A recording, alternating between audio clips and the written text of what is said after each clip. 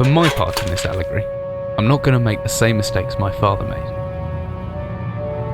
Howard vanished from my mother's life before I was even in it, so when he sent me a letter a few days after Mum's funeral, it was the first I'd ever heard from him. Pity he was dead.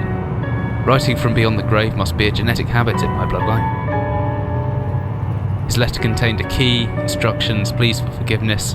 I figured the dead don't have much use for absolution, so I turned to his prophetic passing, which he inexplicably expected to come any day.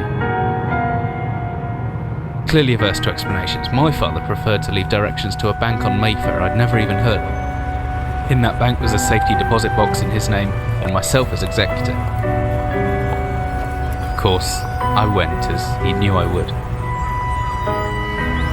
I discovered that despite the evidence, he'd been legally declared dead almost 30 years ago, and so the old book and collection of notes I found had, in the eyes of the law, been mine all this time.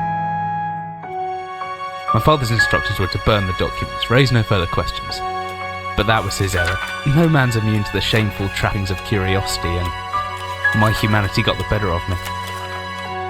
The university I taught at was world renowned for two things: physics and linguistics.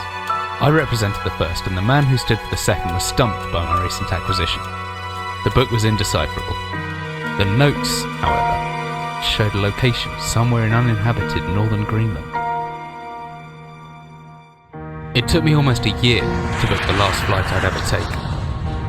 As I watched civilization disappear along with Heathrow, I realised my father had disappeared 3 decades ago, almost to the day, and I considered in turn what it was that I was leaving behind. We landed on a strip of ice a few feet wide, and within minutes I was pulling away on a chartered boat, beginning the 12-hour journey that would lead me into my past.